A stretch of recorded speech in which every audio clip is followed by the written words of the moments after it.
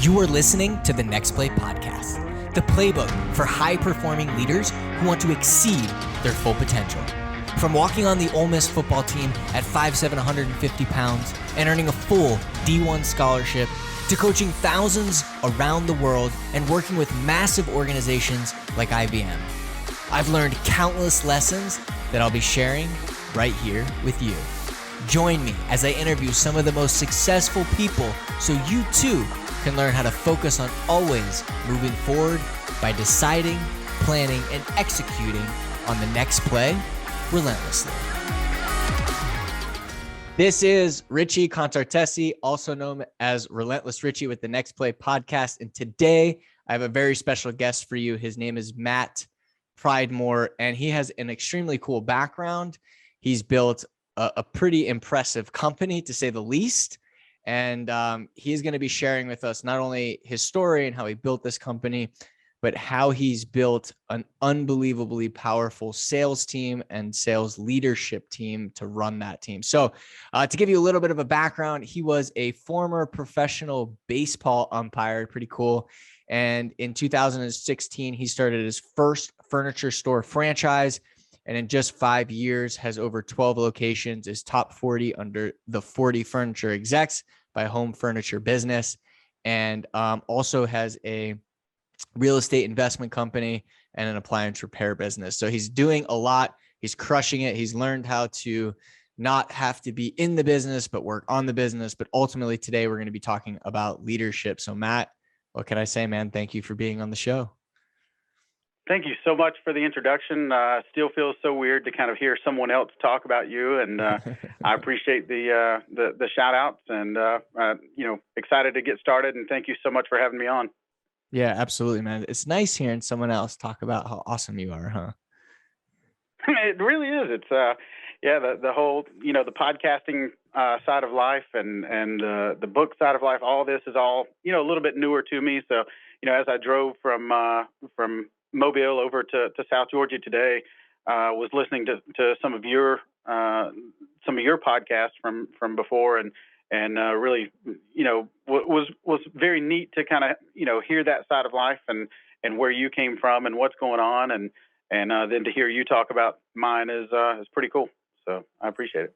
Absolutely, man. So let's jump right into it. So former professional baseball umpire, you don't see that every day. I don't think I've ever met a professional umpire of any. Actually, I have met an NBA, but not football, NFL, or baseball. So talk me through that. Like, how did you get into professional baseball umpiring? Great question. Yeah. So when I was 18, my dad's kind of trying to groom me towards college, and I'm like, look, I'm not sure college is right for me right this minute. And obviously that was back in 2000, and the big push of you need to go to college, and I just had this dream. I had umpired some little league baseball and just kind of had a real true passion for the game, and I had played my whole life, and I wanted to bet on myself. I saw a path to do something big, and saved up my money, and 18 years old, ran off to professional baseball umpire school. They put it on once a year in January down in Daytona Beach, and so it's actually going on right now, obviously. So did that January of 2001, and actually did not make it my first time through. They said you're too young, but go get some experience, come back, and keep moving, and we think you might make through. So I came back and went another year, got some experience, got into college ball. And of course, me being an 18-year-old trying to umpire college level baseball games with, 20, 21, 22-year-old guys was, it was a little tough, but, learned a lot of lessons, went back to umpire school, and made it the next year. And, umpires are just like players. So, there's about 400 umpires that try to get in. They typically take about 25 guys into a placement camp from umpire school, and you just like a player, you work your way up through the minor leagues, and so we started that trek right up just like the players, and started mine in the Gulf Coast League in Central Florida, and so you're being evaluated every year. You're being looked at kind of like a scout type thing. And that's, what determines you moving up to the next level. So I just kept moving and just kept betting on myself that we could do it, and had an amazing run, and had a lot of fun doing it. So went Gulf Coast League to New York Penn League to all these other minor leagues to get up to go to winter ball down in South America. So just absolutely amazing, the journey that God put me on. And then, getting right there at the major leagues and getting concussions and a couple of other things, and getting released out of baseball. And it's a tough journey, but I bet on myself, and it taught me so many lessons as we went across the journey. How long did you do that for? Let's see, that was 2001. My last year was 2010. So 9 years. A nice run through professional baseball. Yeah. Dang. Okay, cool. So that's interesting. So only 400 people, or for every year, 400 people go to try to get in. Only 25 get in. Right. And then, it's a, go ahead. No, it's literally kind of a placement. They're going to rank you 1 through 25 while you're there. And as jobs become available, obviously there are only 70 major league umpires. And once you get to the big leagues and once you sign a big league contract, you're there for, 20, 25 years. So it's a really tough, they equate it to becoming governor of a state. I mean, it's really, really, really tough to get to that point. But it's all about the journey, and we had a lot of fun doing it. That's the real deal. I mean, professional umpiring, it is the real deal. So how did you go from that to purchasing a furniture franchise? Like, how, you know what I mean? Like, how did that happen? Yeah, so when I got medically released from baseball, I got a call from the corporate side. My franchises are Badcock Furniture. It's a family-owned company down in Central Florida that has about 450 stores, 450 around the Southeast. And so they called me and asked me if I wanted to come work on the corporate side for them. So I did that, started as a store manager and worked my way into kind of a regional manager spot. And once I got to that regional manager spot, I realized, like, hey, why don't I just open one of my own? And I kind of bet on myself again. I think I can make it in the business world and own my own franchise of this thing. And so went to South Georgia and opened my first one in Douglas, Georgia. And so went from 1 to 2, 3, just kind of added on and scaled the past 5.5 years. And here we sit at 12 and just took on number 13 this week out in Central Alabama, and had a lot of fun doing that. And just kind of the process of scaling, just kind of figuring that out, making lots of mistakes, and building the team and getting the engagement going, all of these things that we can unpack and break down, but it's so much fun doing it. Yeah, definitely want to do that. So let's start with the betting. You're 2 for 2, and then obviously now 13 on top of that. So your first 2 bets, one was doing the professional umpiring, and the second one was starting your own franchise. Why did you believe that's something you could do? Why did you bet on yourself? Well, I saw it working from a corporate aspect. I looked at it from the franchisor side of things. The franchisor had these franchisees. My territory when I worked for corporate was across the Gulf Coast from, Panama City out to Gulfport. And so I'm in and out of all these stores that are independently owned every single day and watching what these store owners are doing and, kind of taking the best pieces, the best parts of what each store owner is doing and what their leadership teams are doing. And just kind of, over the course of 4 years from 2011 to 2014, just kind of put the best practices together and just said, all right, let's just take this system and go drop this system in a store in Georgia. And, I think it can work. And it has. I mean, we just finished the year this year with our stores having the number 1 store in the entire company, number 3 store in the entire company, and number 7 store in the entire company. So, dang, out of 450. Yeah, Wow. yeah, we took home the President's Award for the year for 2021. So we're excited about that, and just just looking at it from a servant leadership standpoint. I mean, that's so much of what I talk about so much, and the actions that back it up is to, my team doesn't work for me, I work for them, and that's really where I come from with the, betting on myself is that I know we can get these people engaged and make sure they stay engaged, and the ever changing landscape of hiring and retaining and training and everything that's going on in today's world. It's just, I mean, the pace at how quickly business is changing is just even that pace is picking up, and it's absolutely insane. So many teams are going through those cycles right now of losing members, and so many parts of that are just so fast right now. It's insane. Okay, so there's a lot to unpack there. So let's just start with like the engagement factor, and then I want to move into the retention factor. So what have you been able to do? And I love the fact that you say you work for them. I think that's just a powerful way to lead. How are you able to keep because you work directly with the sales leaders, right, throughout the organization? How do you keep them? How do you work with them to keep the sales team engaged? Like, do you have like a process? Go ahead. Yeah, there's something in my head and something in my heart that what I'm feeling a lot is that they are so hungry for growth. They want to be a part of something that they know is going to grow. The days of, the sales associate staying as a sales associate for 20 years, or the sales manager staying a sales manager for 10 years and accepting that position for that amount of time it's gone.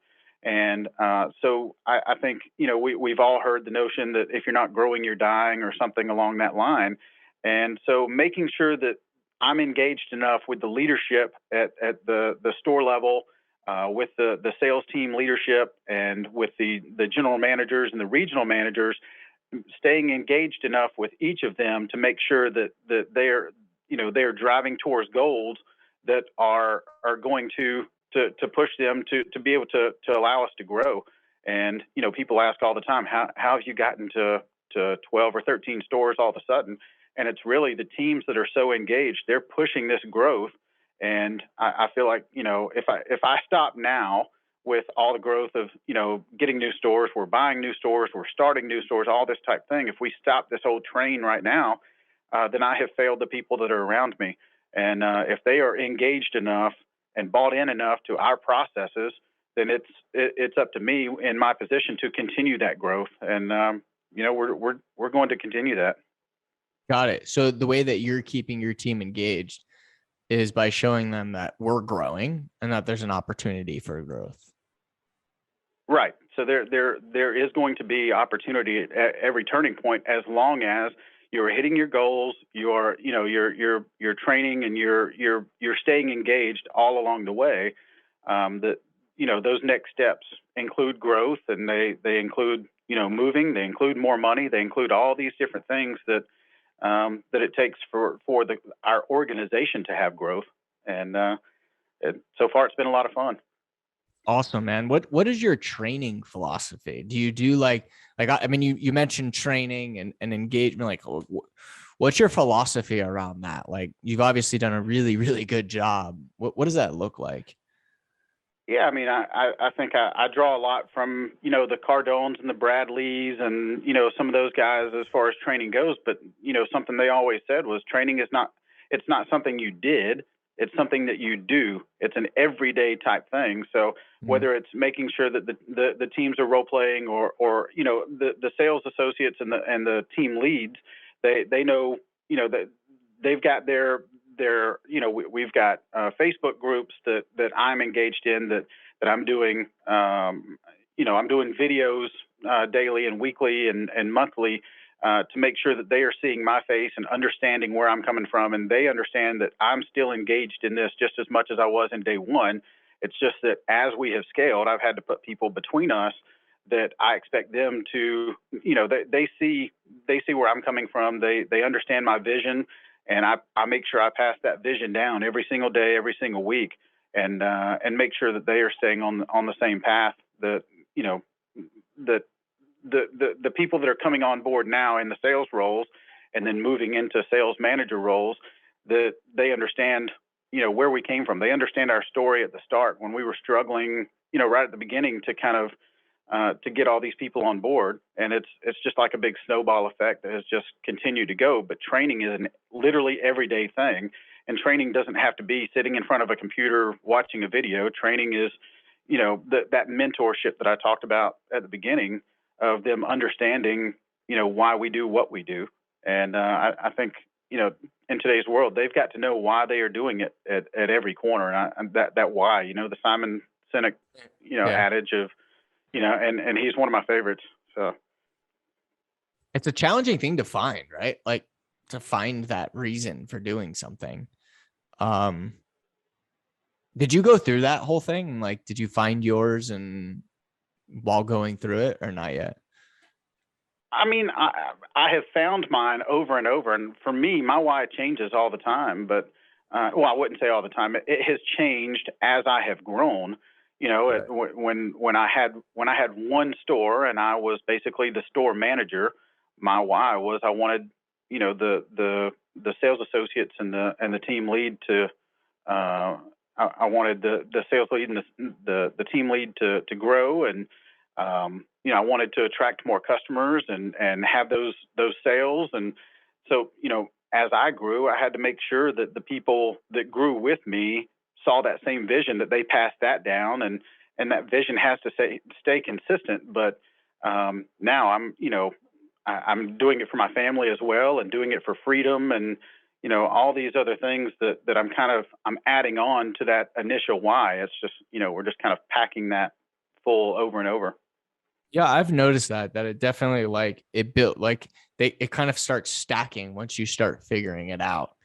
So that's awesome, man. Really good. So I want to break down just kind of your leadership philosophy and what you've done, because obviously, as you're growing and you've been, scaling your business, you've got multiple different sales managers. How do you go about, I know you're keeping them engaged, you're doing trainings. Are they holding how are you, I'm just curious as to how you're keeping your sales associates in the game day in and day out, because that's always the thing. You're big on growth. So what's your philosophy to keep them growing, to keep each sales associate growing? Yeah, it's to put those, massive goals in front of them, and then, show them how to hit those goals. I think so many times, sales leaders and team leaders, they throw out the goals and then just expect the people that are around them to hit them. And it's so much more than that, of showing them the how. Don't be afraid. I tell my people, my sales leaders and my store managers, don't be afraid to jump in there and do some role play. Hey, I lost you there. I think you got, I lost you there for a minute. Oh, are we back? There you go. You're back now. You might have to, okay. to rewind a little bit there. Okay. Yeah. We'll rewind for just a moment. So sorry about that. So we talk about understanding your why a lot, but I make sure that the sales leads and the store managers understand the how. So if we're throwing these massive goals at sales associates and saying, okay, go hit this massive goal. Well, if they don't understand how to hit that goal, then it's literally just going to come in one ear and out the other. And I think in this automated world that we have today, the follow-up game has gotten really weak, and that's one thing that we're working on literally every day right now, is following up with those people. Because I mean, heck, there are people that are trying to get in touch with me that, maybe they've got something to sell me or an idea they want to run by me or whatever, and they throw something and they never follow up. And it's like, well, I'm too busy to go track down what it was. I don't even remember who that was. But if somebody were to follow up with me, they're probably going to have a lot better chance of getting, talking to me. And in much the same sense, those sales leaders have to make sure they are following up after they've given that goal out and after they've shown somebody the how to do something. Follow up and make sure, are they hitting those goals? Are they getting close to hitting those goals?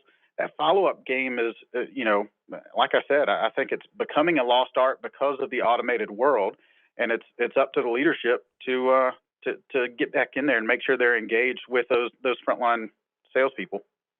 Now you're talking next play. Now I'm like, that's it, man. So, because you could tell someone what to do and how to do it, but so just to add a layer to that, when to do it by, but what happens after that?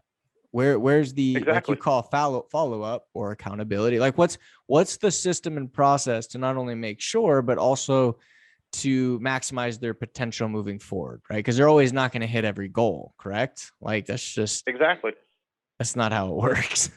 So right. So and how reassessing those goals? Yeah, no, reassessing those goals, at all the different points, and making sure that when you reassess, it's time to follow up again. And there's so much there to hit, to re-hit, to follow up. There's a lot there. And do you feel like that process for you has been a big part of your retention and growth? Like, what do you feel from a sales management perspective or leadership perspective has been your, one of your top reasons for growth? Yeah, I think it's the employee engagement side of thing, the team building, side of it, having the team building activities, pulling them close, and the service back to the community, all those type things kind of wrapped into one of, whether it's going out for some community service together. But there's so many things of, pulling us tight when you go through, it's like a football team. You could speak to it for days about, probably the most success that comes is after you've gone through some of those hard times and you've stuck together and you've come out on the other end. And that's what I try to do is, tell our story at a really high level every single day about those tough times that we've gone through, earlier on in our process. And even right now, the supply chain issues that are going on. It's not just in furniture. It's not just in construction. It's not, it's literally all across the board. But if we're sticking together during these tough times, we're coming out on the other end, a tighter team. And that's kind of what I'm preaching right now. Got it. What type of team building are you doing? Like, can you share some of your, how often they do it? What are some of the activities that you've seen work really well? What does that kind of look like? Yeah, from a community service aspect, is to go out to the local shelters and not just to take food, but even right back before Christmas, going out and serving meals to the teachers. The teachers are, school teachers. They've gone through a really tough year themselves with, having to go through the virtual learning and, back and forth and everything going on during this pandemic. So having the team go out and serve those lunches to the teachers and get to know those people and understand their story as well, but then tell their story. And so, to me, builds team and, coming together and even having fun. And heck, we rented out an indoor water park, last month and did some events up there. Our entire team came together, up near Atlanta, and just spending time together and telling each other stories of, what they've been through, so that, each of them know what they've been through, and to have a night together of, fun and fellowship and just talking and telling their stories back and forth. But, a service aspect, a fun aspect, like I said, the team coming together through the hard times. So it's a little mix of each of those. So we've had salsa nights where we all come together and we break up into different teams of 10 or so, and all of us make our we have an entire table full of ingredients, and everybody goes and gets different ingredients and makes different salsas and sits around and tells their stories and has fun, have a meal and different types of fresh salsa. So there's so many different variations, but it has to be we do something monthly of trying to just make sure that the team is engaged and together. And I think being consistent. I think consistency is a big word there. Absolutely. So every month now, is everybody? I know it's kind of spread between two different states. Do you, are most of the stores in the same vicinity where they're all, or are they meeting in person by store, or is it all the stores or half the stores, or is it just store by store? Monthly, it's store by store, and then probably quarterly, everybody come together for a really big meeting, and try to incorporate service to others, fun and fellowship, all into one. So monthly is individual stores, and quarterly is the entire team. Everybody's within about a 4-hour driving distance, so we'll move it around the state of Georgia. We've done different areas of Georgia. So got it. How big is your team? We have 85 on our team now. So got it. Good for you, man. Yeah, that's awesome. Yeah, so general manager at each store, 3 regional managers, and just continuing to grow. So retention. Engagement was a big word. Retention is a big word, right? This is something that it is. A lot of people are working on, trying to hone in on. What's been your strategy around retention? Like, how have you been able to consistently, I know consistency is what you do, right? But how have you consistently been able to retain your people long-term? I think a lot of it comes down to the feedback that we are making sure that we give to the team of, where are they at in the journey, and making sure that the general managers and the regional managers are talking to them about their journey. And, the old adage that people don't leave a bad job, they leave bad management. We're trying to overcome that with the feedback, with evaluations and sitting down and talking and the mentorship. I think, anybody that is at a sales level needs to have a sales manager as a mentor. Anybody that's at a, sales team leader, to have a GM as having a mentor of somebody above you of, hey, where do you want to go next? And making sure that we're constantly telling that story enough that it stays in their mind of, hey, I want to get there, but to get there, I've got to do this. And so that the feedback to the team, and then the mentorship that comes along with that, of their mentor sitting down and talking to them about here's how to get to the next level. And so that seems to be pretty solid for the retention and the sales and the sales leads and the general managers. Has a lot to do with that, the feedback and continually telling a story to know where they're going to go. Ding, ding, ding. You got it. So how do you train your GMs and your, I guess, regionals to mentor? Like, how do you teach them how to coach? Like, we know that it's the answer. Like, if you want to retain your people, it's not just about management, which is very important. Here, you got to be able to tell what to do. But the next level of that is, how do we consistently hold the people on our team to their maximum potential on their next play every single week? Like, how do we do that? Right. Like, if you do that, you're going to retain your people. You're just it's going to happen. So I'm just curious, what's your process around that? Like, how do you teach your GMs to be able to not just hold them accountable to their previous decisions or what their previous goals were, but more importantly, how do you teach your GMs to maximize the potential of everybody on their team in a mentorship way, so that they are coming back and they're saying, hey, if I'm in this role, I'm going to meet with this person and they're going to maximize my potential. They're going to make me grow, which is ultimately going to allow me to make more money and impact more people. Like, what's your method around that? Very interested, because, like, obviously in order to grow, there's got to be mentorship. I really want to know what your process is around that.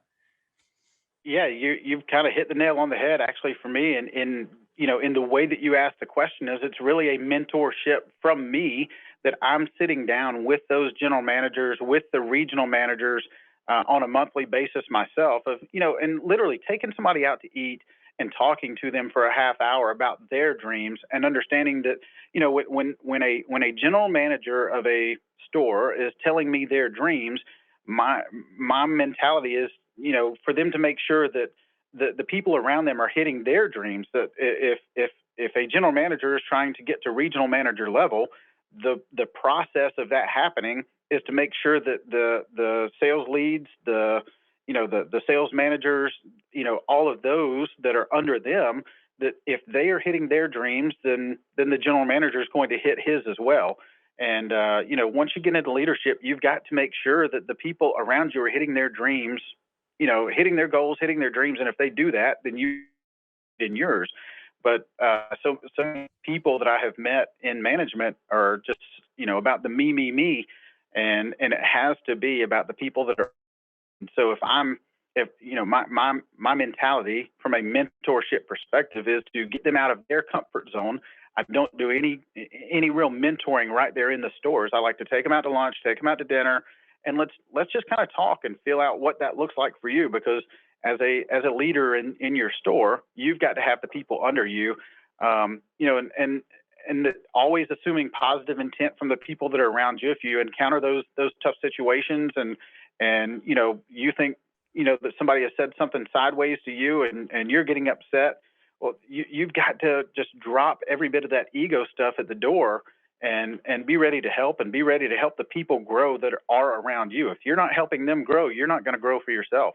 And I just constantly preach that. And the mentorship side of it is getting them out of their comfort zone to mentor them. And they seem to listen a lot more when they're not in their comfort zone. You'll only be as successful as the amount of people you help to become successful. And you just really hit the nail on the head there, Bingo. man. I mean, it's so obvious when I'm speaking with whether it's a business owner or an exec level or any type of sales leader, and that they have this mindset and mentality. They find themselves successful. It's just the level of which, right? Like, how in depth are you doing it? So this is really powerful. I really want to know from you at this point, right? You've gotten to this place. What's your next play? What's right? If I were to be mentoring and coaching you, I would want to know, okay, you've had a lot of big wins, right? I'm sure you've had a ton of challenges along the way. What's your next play moving forward from here? That's a great question, and something I put a lot of thought into all the way around. And really, the notion for me that, you see millionaires and billionaires and CEOs and so many things. And there are people at the front lines that sometimes get upset and say, well, they did this to get to the top, or they stepped on people to get to the top, or whatever.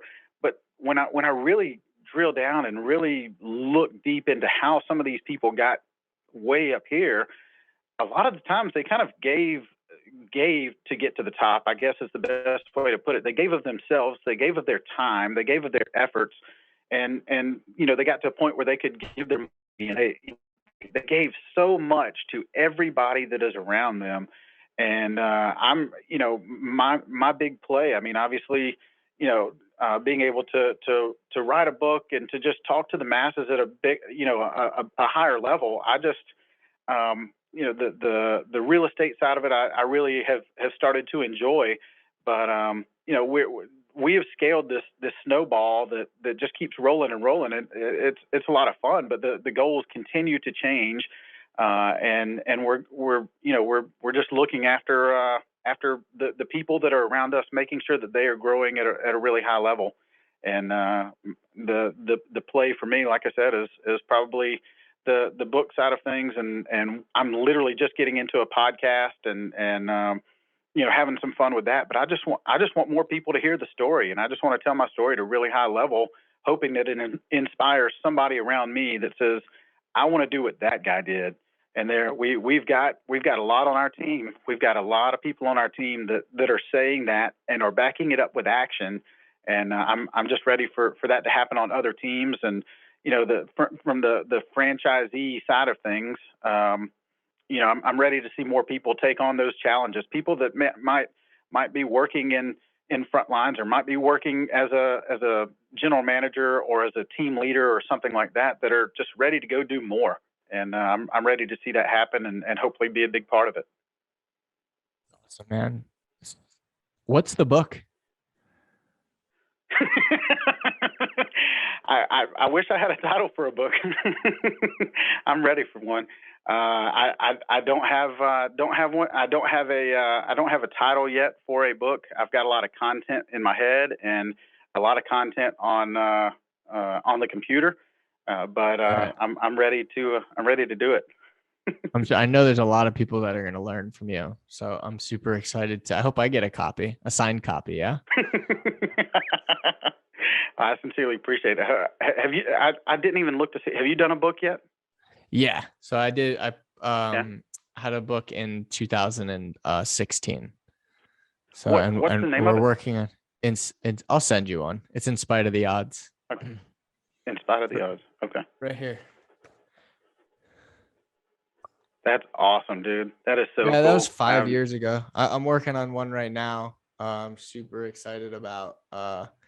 So we're working to get a book deal at the moment. So it's in the loop. It's already done. We're just working on the deal. So we'll see. I'm keeping it on the DL.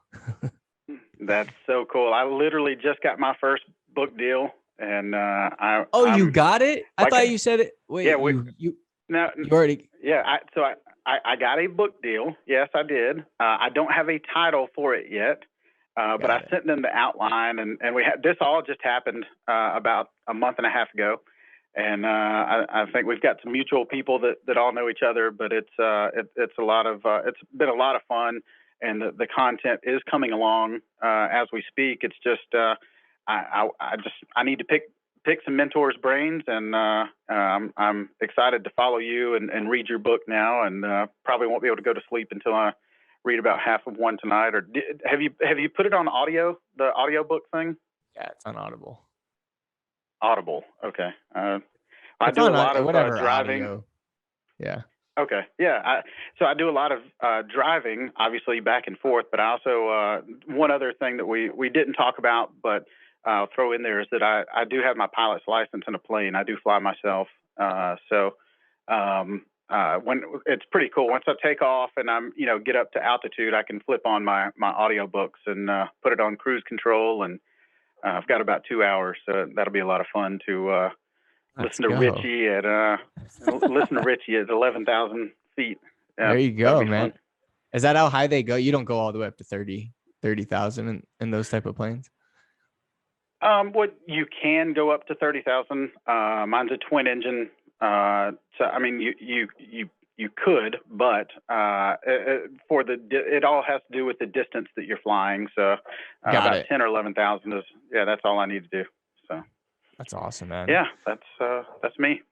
Well, listen, I really appreciate you taking the time to share your story and some of the things that you've done that has allowed you to grow and have the level of success that you've had. So I really, really appreciate it. If anybody has any questions or wants to connect with you or is listening and maybe wants to have you on their podcast, what's the best way for them to contact you? Sure. I'm on Facebook. I'm on Instagram, Matt Pridemore, also under the Franchise Builder. Look me up. I'm literally, I'm getting into this whole, book and podcast thing. So please reach out. Would love to talk to you. Would love to have you as guests and learn from people around me as I grow. Awesome. Well, thank you so much. Really appreciate having you today. Thank you so much, Richie. It's an honor, man. All right. Thank you for listening to this episode of the Next Play podcast. If you liked the show, make sure to leave us a review. For more resources, visit relentlessuniversity.com or download the free Relentless University app. And if you're interested in having me speak at your next event, visit relentlessrichie.com. Until next time.